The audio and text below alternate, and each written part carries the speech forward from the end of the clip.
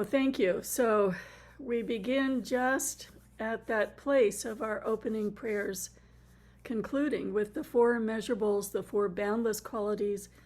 This is an extraordinary practice and teaching for the whole human condition that's been a part of every era of Buddhism, that's revered by every era of Buddhism as a great teaching. So I'd like to begin this morning with the story of Asanga. And I was reminded of this story because Acharya Yeshe, who some of you met when she was in Maine, sent a video of visiting Asanga's cave. And he was from the 4th or 5th century, but his teaching was a turning point in the evolution of Buddhist philosophy. And so he's one of the great, great revered teachers. And so when we go into his life to look at how did this person live, how did they study, we come across the story of his going into retreat for 12 years. 12 years is a really, really, really long time. But he felt that he had great devotion to the Buddha Maitreya, and he wanted to have a vision of the Buddha Maitreya. And he went with such faith and devotion into retreat that he made it through the first 3 years, and nothing happened. He didn't feel like he made any progress. And so it said that he left the retreat, and as he was leaving the retreat, he came across a man who had a big bar of iron and a stone, and he was sharpening the iron and scraping the iron. And so Asanga said, "Well, what are you doing?" And he said, "I'm making a needle." So, he said, "I just don't have that level of patience. I'm going back into retreat. Why did I think I should give up?" He went in for another 3 years, and of course he was progressing in meditation, but he didn't feel he had reached enlightenment. And so then he got discouraged again. And so he leaves his cave, and as he's leaving the cave, he looks up and he sees on the wall of the cave that there's this deep groove above his head. And he sees that there are birds, and the birds fly in and out, and as they fly in and out, their feathers touch the wall of the cave. And the lovely thing about Acharya Yeshe's video is you can see how narrow the long entranceway is. It just fits the shoulders of a person. And so he thought, oh my goodness, how could I have so little patience? Look at the flight of the birds and the feathers touching the stone of the cave eventually created a groove in the stone. So he went back into retreat another 3 years and still felt his full fruition hadn't been reached. And then he thought, well, I'm just not capable. It's been 12 years. I've done as best as I could. I just must not be capable. And so he's leaving the retreat and heading on the road back to town, and he comes across a dog injured lying by the side of the road. And he goes to see what he can do for the dog. And he sees that the dog has these open sores, and when he looks down, he sees the open sores are just covered with maggots. And so he thinks, what can I do? And he says, well, maybe if I offer the dog, the maggots, some meat, they will leave the wound, and then I can help the dog. So he actually takes a knife and cuts a little bit of his own flesh away. And the maggots don't move naturally to the meat. So then he thinks, well, maybe if I lift each and every one off the dog's wound with my tongue, it won't cause the dog pain and I won't injure the maggots. So he bends down and he's about to lick the wound, and his tongue is reaching out, and at that very moment, the dog changes into Maitreya, and he meets the Buddha in this way, and he's actually not overjoyed. He says, Maitreya, where have you been? I spent 12 years in that cave, and now you show up when I'm leaving? And then Maitreya starts laughing, and he says, look at my robes. You're such a gross monk. You wander around the cave spitting and blowing your nose, and all my robes are covered with snot. I was with you all the time. You just couldn't see me. And so he's overjoyed. He puts Maitreya on his shoulders, and he runs into town, and he goes, look, Maitreya, the Buddha is here. And people could only see the dog because they weren't ready yet. And there's so many things to learn from this story. But in the context of what we're exploring this morning, there is a deep understanding of how retreat opened up selfless compassion. And Asanga didn't even realize he had opened up that level of selfless compassion. So if I came across a wounded dog, first, I would have revulsion for the maggots, I assume. So there wouldn't be a sense of each and every sentient being is a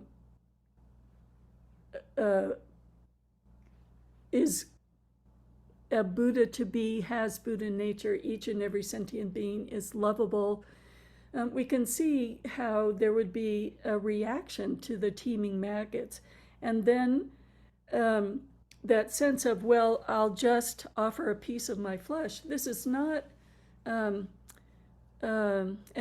invitation to self-harm. This is when we have this level of selfless compassion, there isn't the sense of my body and your body. There isn't a sense of, well, it would hurt me even if I had the thought of cutting off a piece of my body. I don't want to cut my body. That would hurt. There isn't a sense of something to protect. There is a beingness in the compassion and an urgency to the compassion and a movement beyond self and other and self-protection relative to the world, relative to protecting our life, relative to anything other than the urgency of compassion. So it is a natural gesture. And then seeing his tenderness of, oh, how could I possibly hurt the maggot by lifting it? I'll not have any revulsion whatsoever, only a tenderness towards these little beings who are so lovable. I'll lift each and every one of them with my tongue. So there is an incredible teaching about what our potential for compassion is, our potential for no bias whatsoever, a potential of the teaching of equanimity. So each and every being is equal. Each and every being is equal to among each other and between us and them in terms of needing equal love, equal comfort, equal health and welfare.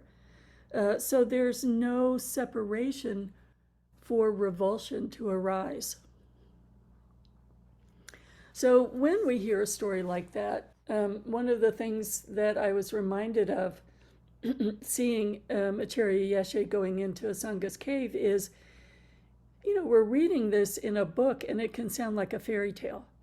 It was so long ago, no one we knew them. Maybe they exaggerated. There's a forgetting that Asanga was, yes, he was a great philosopher. Yes, he had a brilliant mind.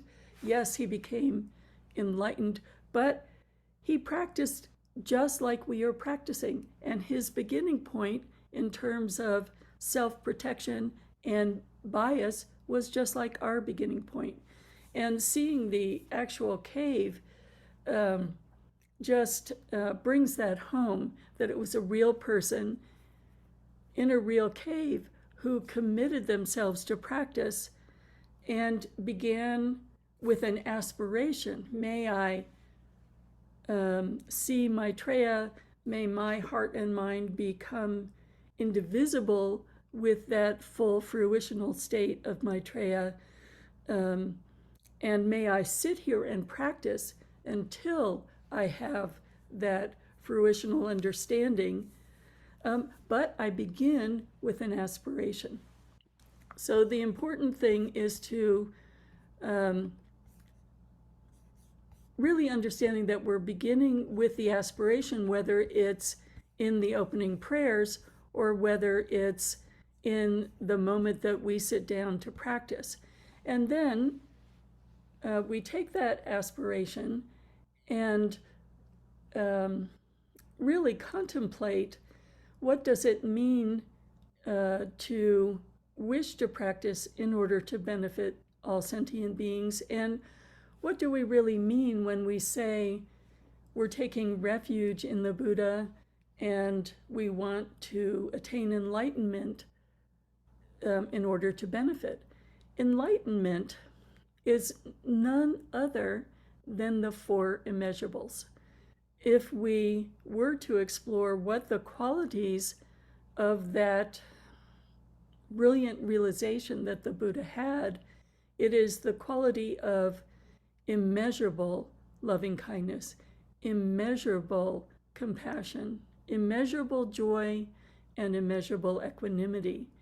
And the difference in our state and how we experience our minds and the Buddha's mind is that right now our mind is in that dualistic state.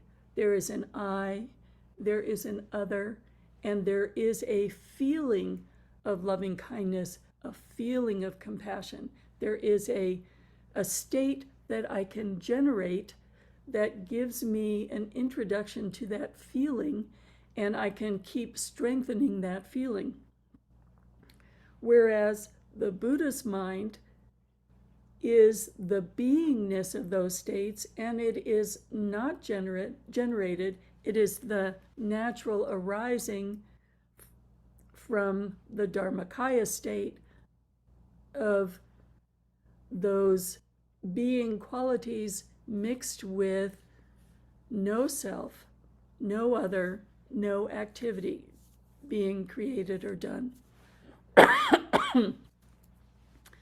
So we begin just as we are this morning, and with a sense of curiosity about our minds and about exploring these states, and an understanding that meditation is a defined exploration.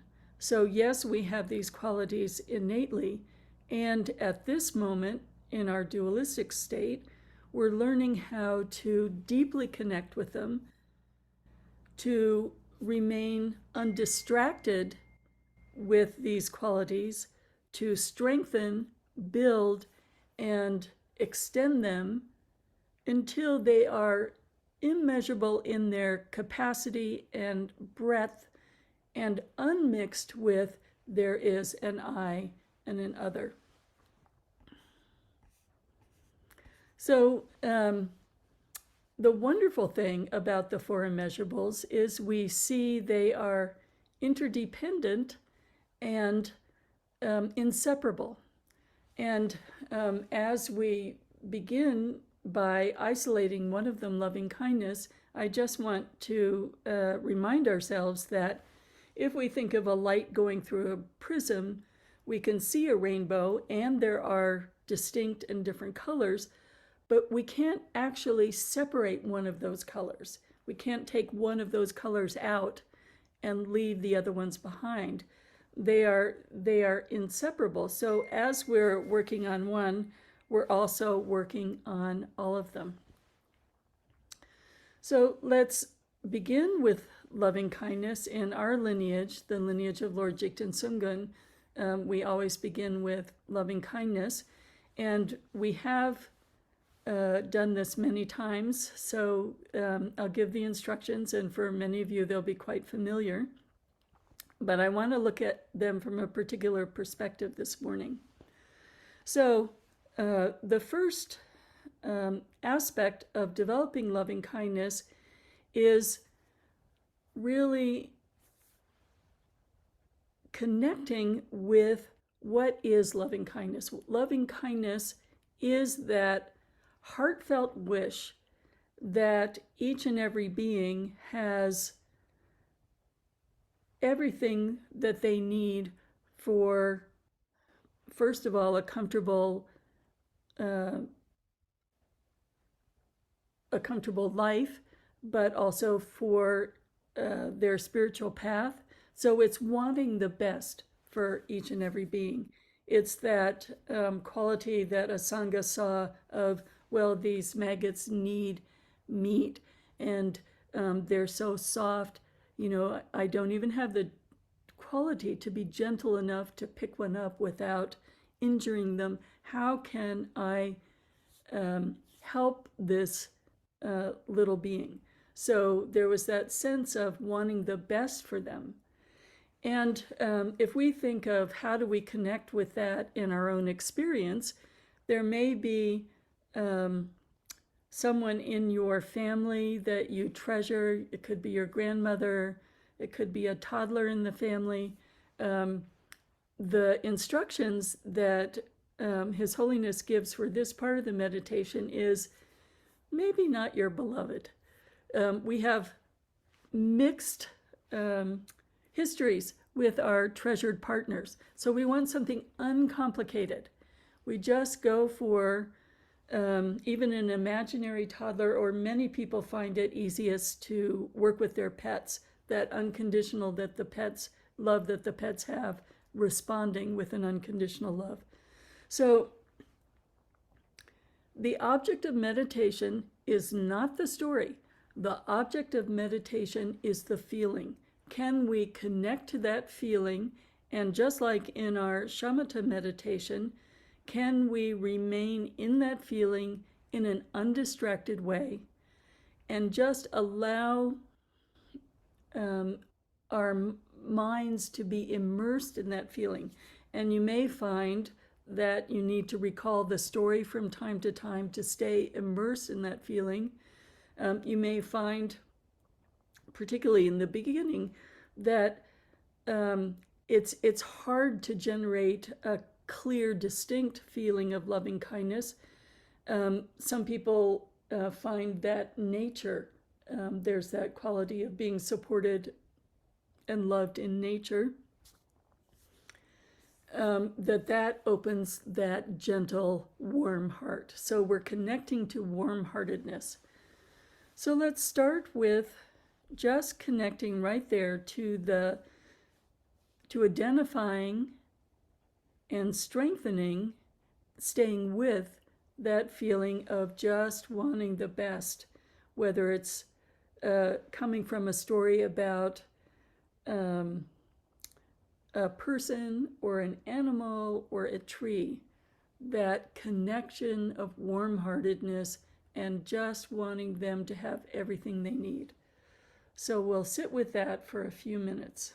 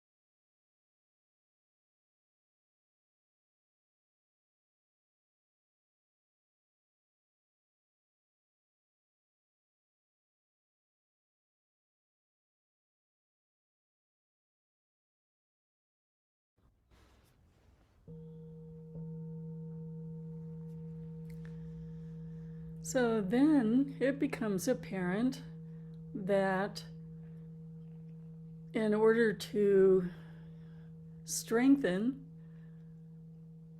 the feeling of loving kindness, the experience, the beingness of loving kindness, we have to be able to have an undistracted mind. So we see, I need to work every day on developing my capacity to concentrate in an undistracted way. How wonderful that I can see that. So after practicing in this way, normally we would, in our tradition, just focus on identifying or recognizing the feeling, strengthening the feeling and our capacity to hold it. We might just work with that for several weeks. After several weeks, we would begin the next stage of this meditation. And the next stage is to begin to allow that to radiate out to different beings. And we see how immediately loving kindness can't be separated from equanimity, because we may not call some folks enemies and some folks neutral, but we know that there are some folks who are absolutely dear to our hearts. There are some folks who are irritating. There are some folks we just don't want to be around. And there, in terms of sentient beings, there are just infinite numbers of sentient beings that we don't know at all.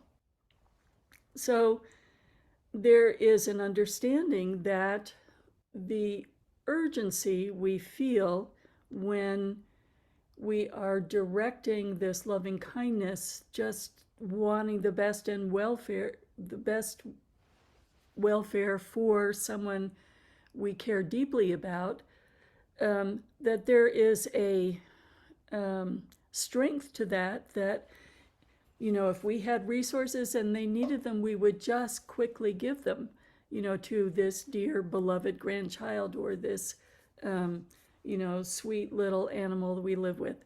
There is a sense of just openness to whatever they might need. Then if we all just celebrated holidays probably with our families, and if we were to look around the dinner table, there are probably some folks that are more dear than others, and there may be some folks that are not there. There's estrangement in so many families, and there's pain associated, and with some folks. And we didn't invite everyone from work. We didn't invite everyone in our neighborhood. So there are people that we don't include in that concept of dear family.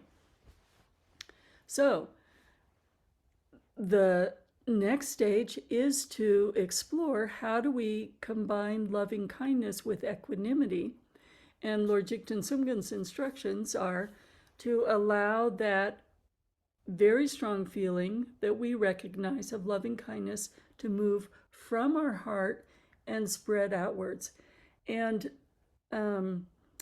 this can be just in terms of your own imagination, how it arises for you today. It could be like going around your family's table. It could be like going around your office or going around your neighborhood. But the important thing is not to let it become abstract or vague, to let it be precise. And the reason for that is we are looking to see, are we maintaining the strength of this feeling or not? And Lord Jigten Sumgon's instructions are, whenever it wavers in strength, go back to generating the feeling. So although he doesn't say overtly that he's working with equanimity in the same moment, clearly we are working with equanimity, because we're seeing, where does bias arise, where does discrimination arise about who is deserving or not, who am I comfortable with or not, We have many, many kinds of discriminations that arise in our minds. And we might think, oh, well, this means I'm a less than perfect person. No, the purpose of the meditation is to see, oh, this is what working with equanimity is. This is how we develop non-bias, by seeing right in front of us what our biases are, and then strengthening loving kindness, and over again moving towards that discriminated against person, and opening with that level of urgency that we would towards our most beloved dear one. His instructions also during this stage of the meditation is to sit like Shakyamuni Buddha. So we have the one hand in our lap as though we're holding a begging bowl, and one hand, it's called the earth touching mudra, on our right knee, and smiling. So even though we haven't been doing this for weeks, I'm going to invite you to experiment as you wish. You may find that it's more productive today just to be curious about the feeling and trying to remain undistracted with the feeling. Or you might say, I really want to see what my biases are, and I want to see what it's like to overtly work with that bias by generating, to the best of my ability, loving kindness, moving that towards seeing how and when it wavers, and starting again over and over. So we'll meditate again in this way, and we'll give ourselves a little longer. And remember, it's done with a sense of curiosity, a sense of personal safety, not trying today what would open trauma for you, but trying just to understand, what's just a general irritating person as opposed to the most difficult situation I ever experienced. Or what is it like to work with my neighbor who I don't know so well, and not think of, there are 50 people in this neighborhood and I can't work with each and every one. So we're working in a precise way, in a way that's safe for us, so that we can see what it's like to hold the feeling and strengthen the feeling by just moving our bias the tiniest bit.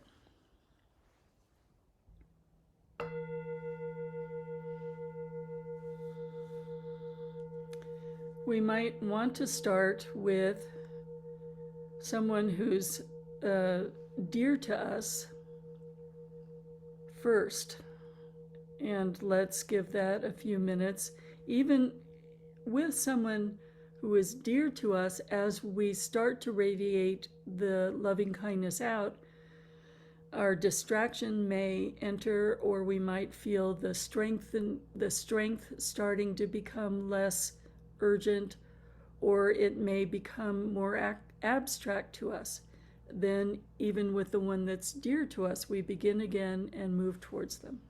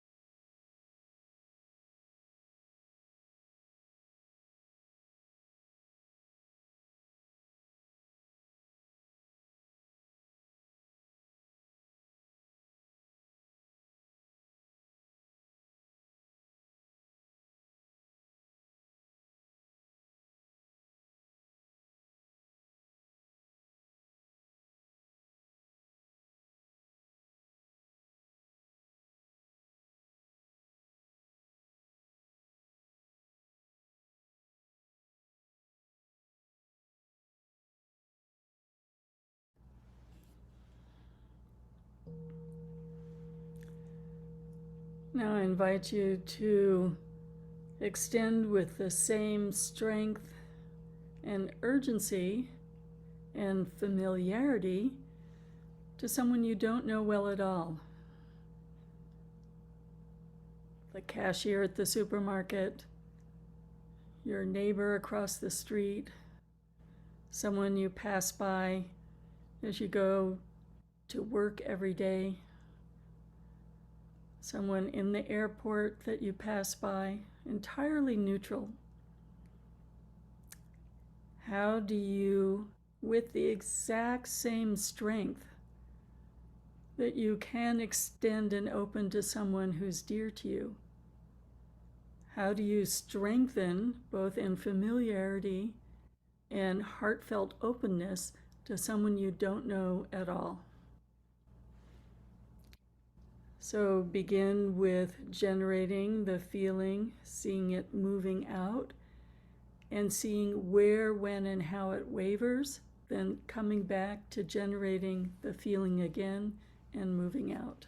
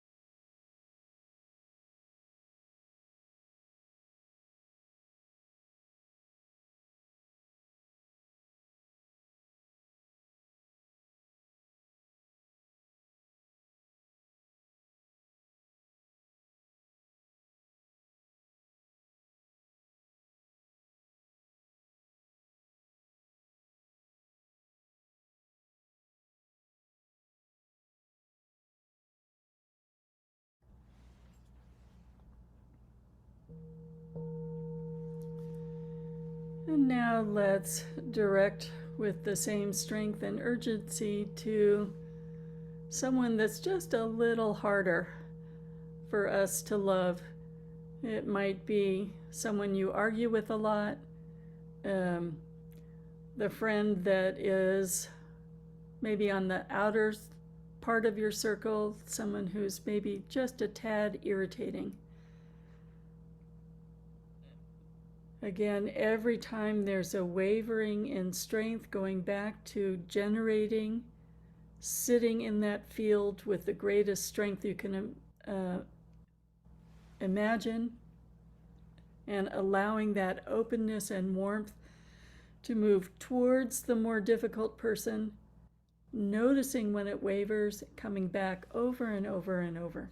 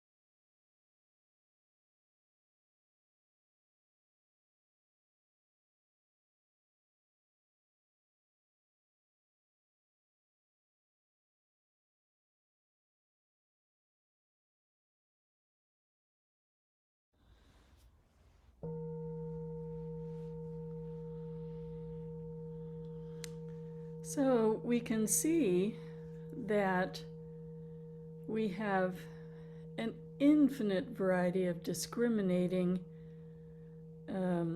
attitudes that make it easier or harder to generate loving kindness.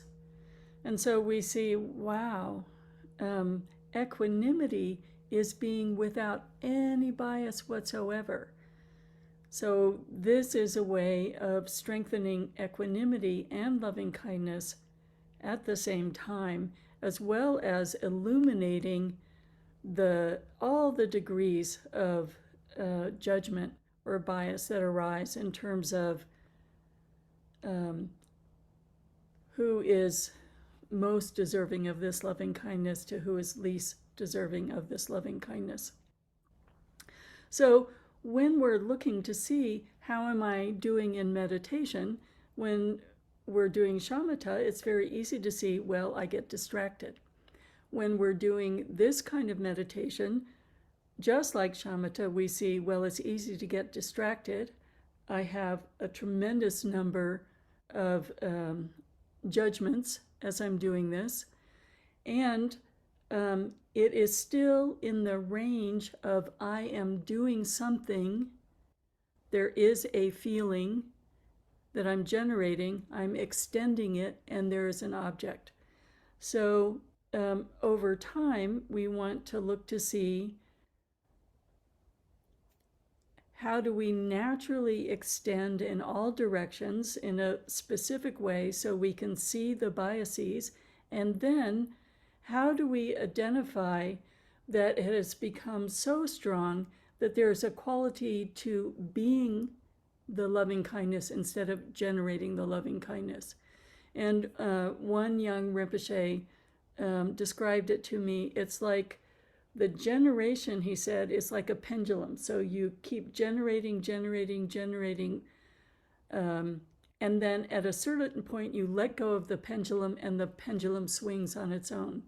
So by directing our mind and training our mind in loving kindness over and over, from time to time, you will begin to see, oh, there's no effort in generating anymore. I can enter into a state of loving kindness and rest there.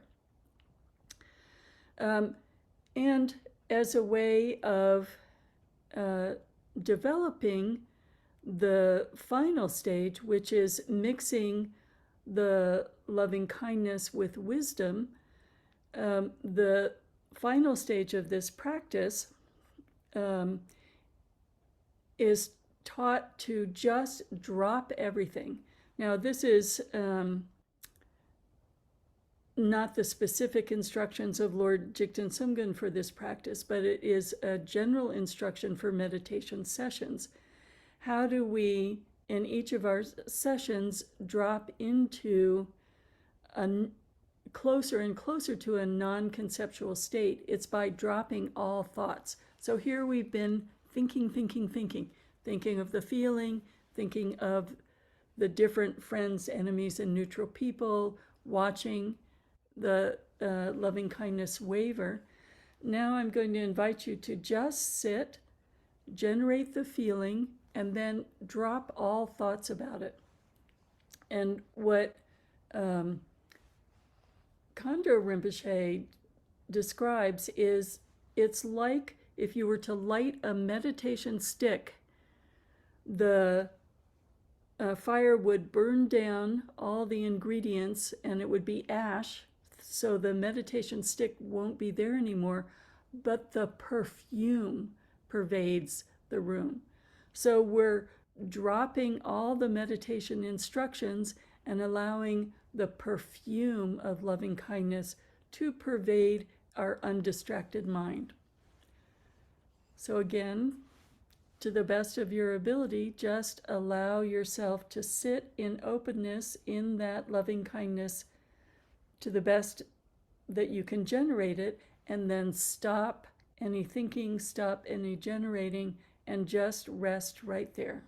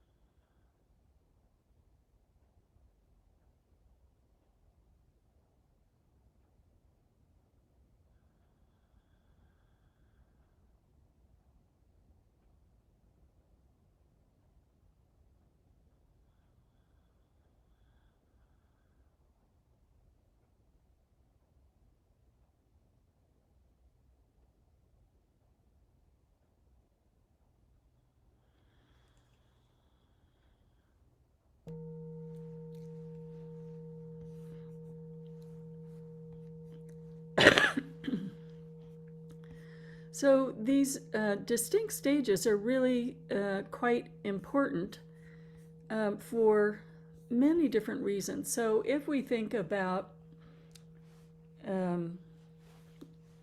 setting aside some time for meditation and deciding that we're going to develop loving kindness, when we go into the loving kindness meditation, one of the things that we might experience is that, gee, I much prefer to stay with the feeling because it feels so good to just, rest in that feeling.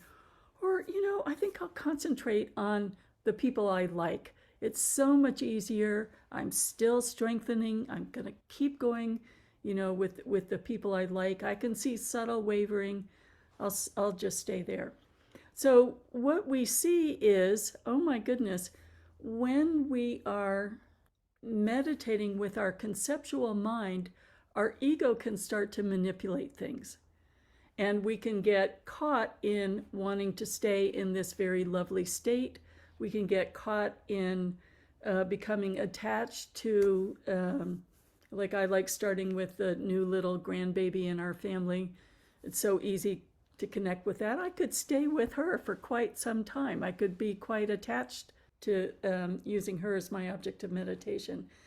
So, oh my goodness, first of all, it's good to see, I see that as long as there is I that's doing something, I haven't entered into ultimate loving kindness. I haven't surpassed the dualistic state. If I see that attachment is arising, well, then it's really great to move to compassion. If I see attachment to this wonderful feeling of loving kindness, for instance, and just want to stay there and have a really good meditation that's just wallowing in this nice feeling, that's not exploring and strengthening your capacity. It's wallowing. So then you might want to say, all right, the antidote towards that is really exploring compassion. And compassion meditation is the wish that all beings are free from suffering. And the major training for compassion is the Tonglen meditation, which we often do in this Sunday Dharma. We'll do a very short version of that this morning and really look at how do we train specifically in compassion, and as we were doing with loving kindness, identify what the meditation is, what the objects of meditation are, and the capacity to see if we're mastering, evidenced by our greater and greater capacity to have compassion with no bias as to who we're extending the compassion towards. So again, it's generating the feeling, and we actually can start in just the same way. So we're going to create an imaginary story and imagine that being that we know who is close to us is suffering, and really just create an urgent feeling of, if I could lift that suffering, if I could take that on, I would gladly take that on. I would take it on my shoulders, and I would give that little being freedom from suffering. So in the same way, you can start with someone that's dear in your family, a pet, or we can direct it towards the environment, something that you feel you can touch base with that urgency of wanting them to be free from suffering. And in the Tonglen meditation, we actually breathe that in as opening to a taste of selflessness. If I could take it on for a minute, I would. I would actually take it on me and give them freedom from suffering. So we'll go through the same sequence again, starting with someone that is dear to you, that it's easy to connect to compassion for their suffering and the urgency of wanting to lift it. So let's sit right there, and we're again looking to see the urgency, the opening of the heart, the opening of lifting it and taking it in, so that we can see when does our sense of needing self-protection supersede our compassion. So we're wanting to see what is that edge when we go, nope, got to protect me first. And then going back to that dear one, again, developing the strength and the urgency of your suffering is exactly like my suffering. You do not wish this suffering. I feel such compassion for you. I would take on your suffering so you could be free of it. So let's sit with this.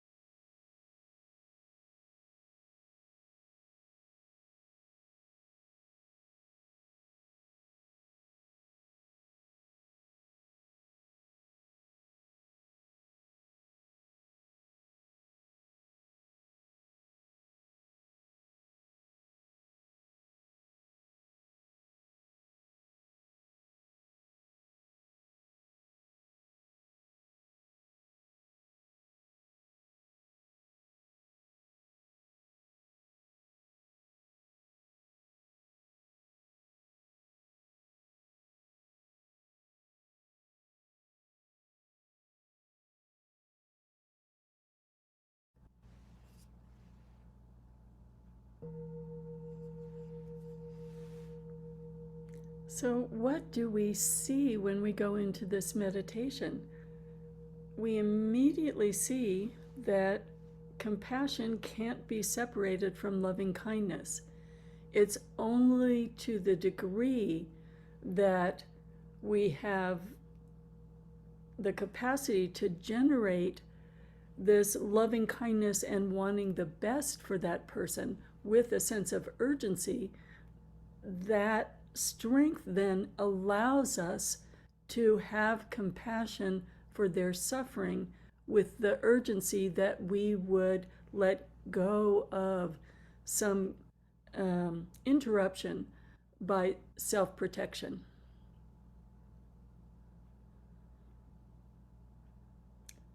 So I see a question in the chat room in terms of the steps of Tonglen.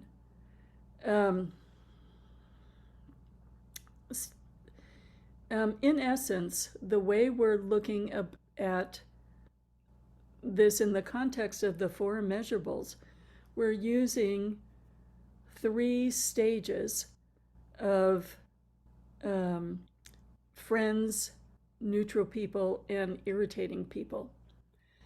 Whereas in the loving kindness, in the loving kindness meditation, we spent quite a while identifying the feeling in ourselves.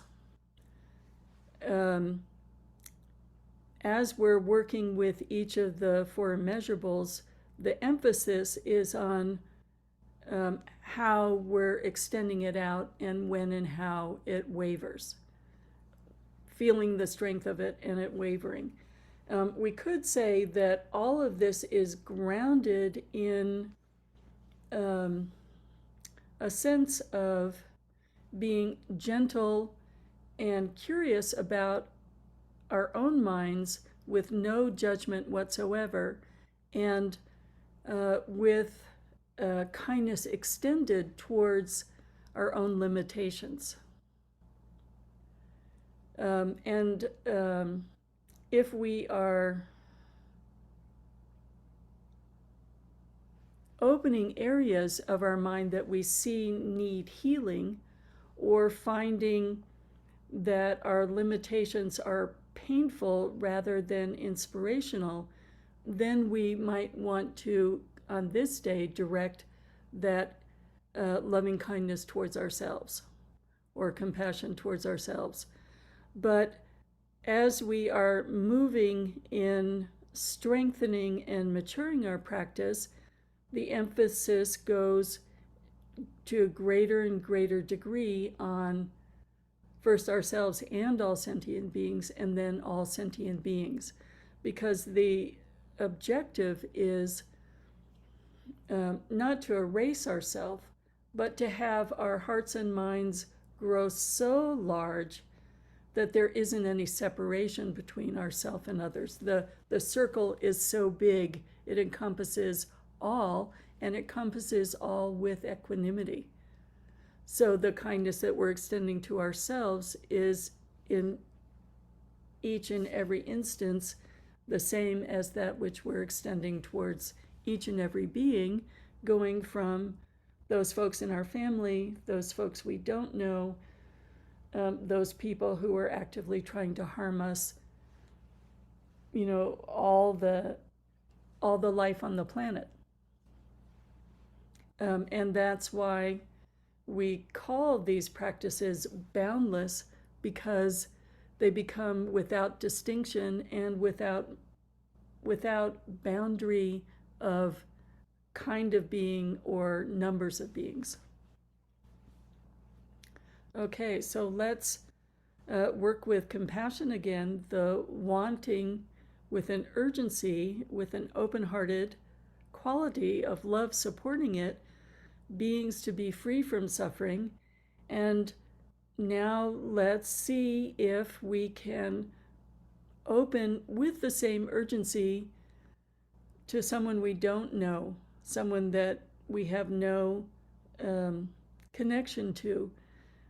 Can we have such love for that being that we would breathe in with just as much responsiveness their suffering and sending out a wish that they're free of suffering. So this is wildly different than someone beloved. But how can we start to see that this person that we don't know is their suffering is just as painful to them as our dear one's suffering is painful to them. And their wish to be free from suffering is just as ardent as ours or anyone we love. And that our heart can open to the capacity of recognizing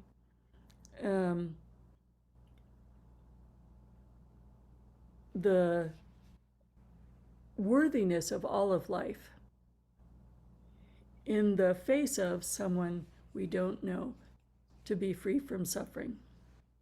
And it's one being at a time, looking at our resistance, looking at our judgments, looking at the strength of our compassion that can be very strong in one case, and really asking ourselves, well, what prevents it from being very strong in this other case? And learning to open.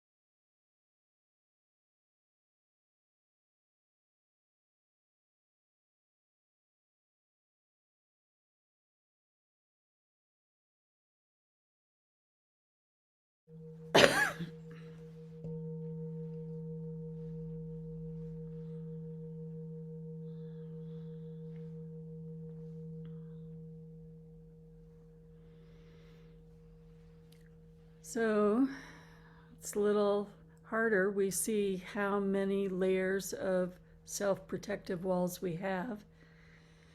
And, um, relative to the last question about applying it to ourselves, it's always directed at moving I to we. So let's say it was more difficult to work with a neutral person, and maybe you couldn't do it at all, and one might start to have thoughts of, oh, I can't do this, I don't know how to do this, it's confusing, I'm a failure, all the different inner judgments that are harsh that we make towards ourselves. Tonglen is a wonderful practice of turning this immediately into a we. May I and all beings who are having harsh inner judgments in this moment, may we be relieved of suffering, and may we be free from that inner suffering. Or if we are experiencing an illness and we start to think, oh, why me? This is so hard. I can't bear to face this illness. Switching, using Tonglen directed towards a we of may I and all sentient beings who are ill at this moment, who are feeling pain at this moment, may we all be free from this illness. So this is in preparation for working with the third stage, where we're seeing, can we have compassion for someone who's irritating? Can we make their suffering, which is just as painful to them as ours is in our own experience, can we sincerely wish that they be free from suffering? Notice all of the mental rationalization and ego manipulation about why we don't want to rejoice, why we don't want to have compassion for their suffering. They deserve it.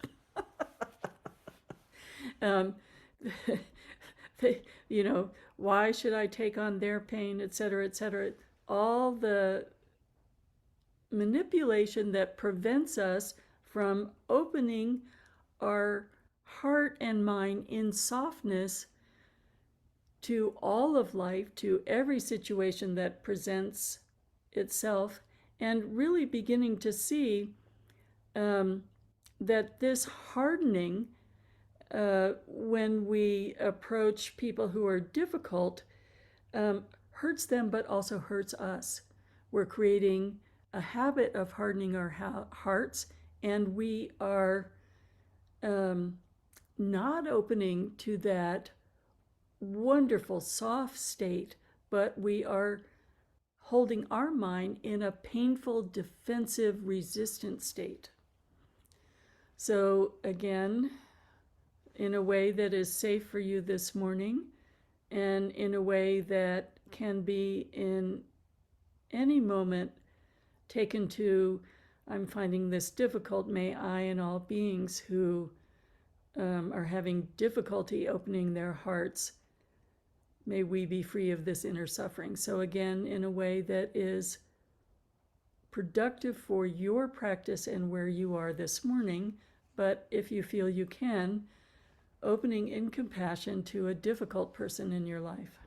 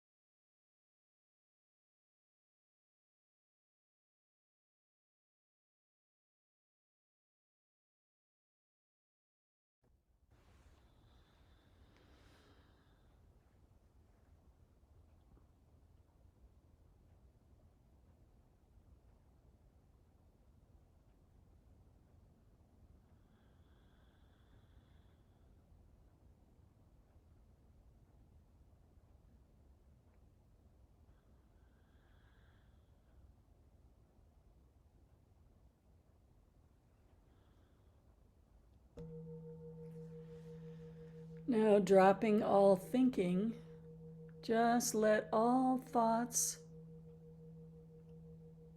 dissolve into the vastness of your mind, noticing the perfume of compassion still pervading.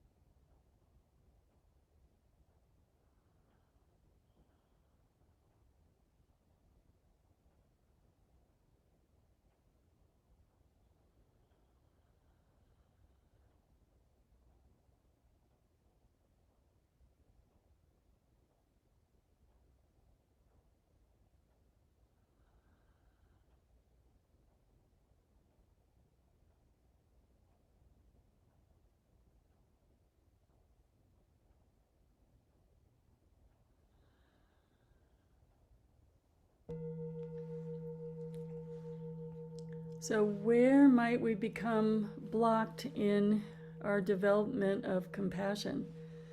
We might feel overwhelmed by the depth of suffering that we see. We might feel overwhelmed by the aspiration to relieve the suffering of all sentient beings because the numbers are limitless. So when we see that this compassion practice is becoming a little blocked, then it would lead us right into the rejoicing practice. We need to cultivate joy.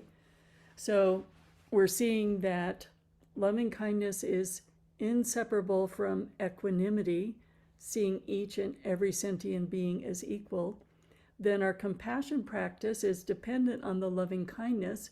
We can't have the urgency of compassion unless our heart is opened with loving kindness. And then we can't expand compassion limitlessly unless it's combined with joy and rejoicing. So I get a kick out of the example that's traditionally used for joy. It's if a mother camel has lost her baby camel and is then reunited, that's joy. And so not being around camels, I don't know. But certainly we can identify joy in our lives. And I often think at weddings, when it's a really wonderful wedding, how much joy is present. And you might have experienced it at the recent holiday when good friends and family are together, how much joy there is. And so this joy, we want to move beyond story. We know that is limiting. And so it's said that in order to really understand this joy and rejoicing, because as you remember the phrasing in the prayer, a joy that's free from sorrow. If we think of a wedding or if we think of our holiday celebration, there's always a little bit of sorrow mixed in. We know that the day is going to end. We know that everyone won't be present in the next year if we have people who are aging. So there's always in samsara a little bit of sorrow mixed in. So what is joy that is free from sorrow? And the instructions are to really rest in our previous meditations, to see when we were extending loving kindness, to really rest in what if all of that is accomplished and each and every being has everything they need to support their well-being and their spiritual path. And in the context of compassion, each and every sick being released from their suffering, each and every being in a war zone back in a land of peace. So we build on these practices and allow ourselves to open into that joy and rejoicing of the fulfillment of the other practices. Again, we're going to take it to friends, neutral, and irritating people. But first, let's go back to the previous practices and allow ourselves to just take in, when we were working with the dear one in loving kindness and the dear one in compassion, them having everything they need, them being released from every kind of worldly suffering, and the joy that we feel with that accomplished for that being. Again, becoming familiar with the feeling, and then starting with friends.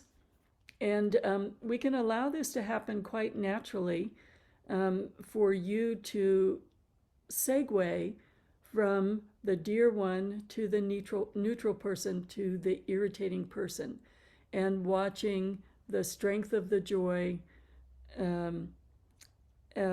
being extended when it wavers and going back to the joy again.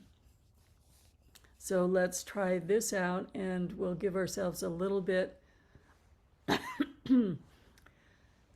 longer meditation, and you, without being timed, can move in between these categories.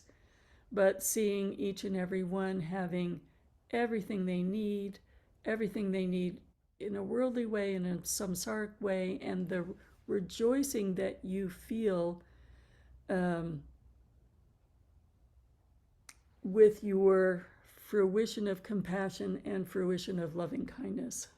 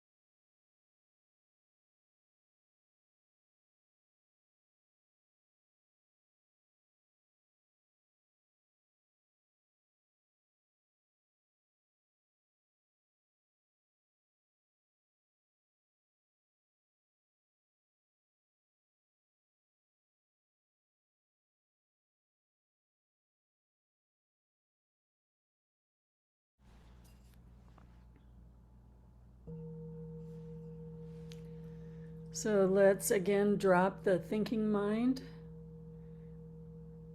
just allowing the state of beingness with the perfume of joy.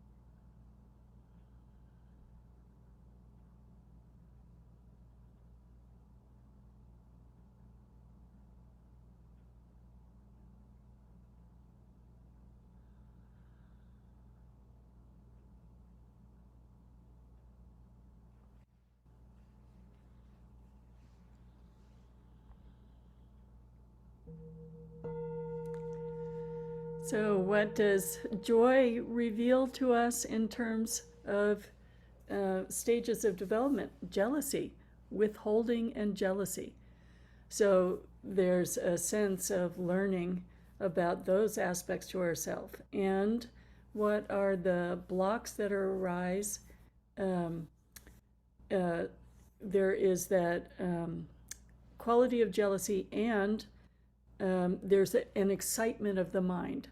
The joyfulness just creates a mental excitement. So then where do we go from there? Back to equanimity. Equanimity teaching us that our own states of feeling, whether it's feeling suffering when suffering arises, or illnesses, or the needs, the samsaric needs we have to support health and well-being, that each and every being aspires to those same things with the same urgency, in the same way. So if we move back into our equanimity practice, we can move beyond the withholding and the jealousy. So I'd like to close this morning with a beautiful quote from Langjang Renchempa, that when we embark on this training, this heart-mind training, the training of a bodhisattva, the training of a Buddha to be, through the flowers of compassion, upon the ground of love and kindness, in the cool shade of joy, with the pure water of equanimity, train your mind for the benefit of all sentient beings. I'm just going to repeat that because it's so lovely. Through the flowers of compassion, strewn upon the ground of love and kindness, in the cool shade of joy, with the pure water of equanimity, train your minds for the benefit of all sentient beings. So what a fabulous way to start the new year. I'm going to pull up the dedication prayers.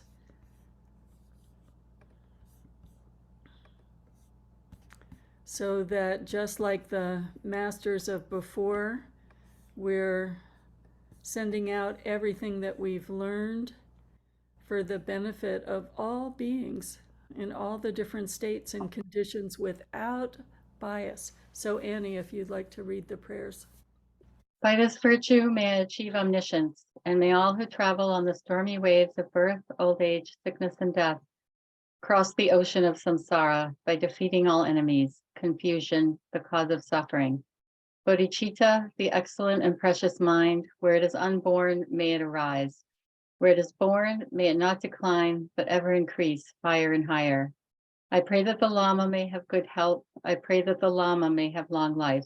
I pray that your Dharma activities spread far and wide. I pray that I may not be separated from you. For this realm encircled by snow-covered mountains, you are the source of every benefit and bliss without exception. Tenzin Gyatso, you who are one with Avalokiteshvara, may you remain steadfast until samsara's end. Embodiment of the three precious jewels, Padmapani, who holds the teachings of the victorious one, seeing the all-goodness meaning with the wisdom eye, may you who are spontaneously established activities live long for hundreds of kalpas. Noble Manjushri, the Lord of Speech, who manifests to hold the teachings of the Triple Gem, who raises the lamp of the sage's teachings, may you who are the light of the Dharma live long for hundreds of kalpas.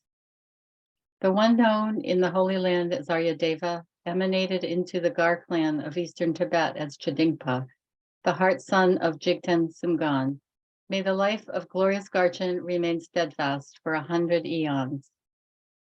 Before we go, let's take a moment to honor and acknowledge the original inhabitants of this land and their connection to it. Vajra Dakini is in Maine. The peoples of the Wabanaki Confederacy have lived and thrived on this unceded land since time immemorial and still call this place home. We are grateful for their caretaking of this land and the deep teachings they embody about this place. May we all walk together in harmony with our sacred Mother Earth.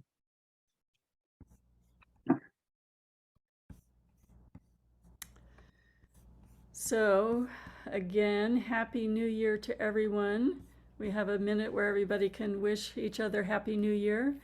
And so lovely to see everybody's smiling faces to have practiced together. Thank you so much for beginning the new year this way. Happy New Year, everyone. Happy New Year. Happy New Year. New Year. Thank Happy you. New Year. Thanks, Khenmo. Happy New Year. Thank you, everyone. Thank you, Khenmo. Happy New Year, everybody. Thanks, you. everybody. Khenmo, everybody, all beings. Yeah, thank you. Thank Happy you. New Year. Yeah. Health and happiness, guys. And just I want to draw your attention to Annie has put a note in the chat room if you'd like to be on a Sangha directory so you can reach out to each other. Her email is there.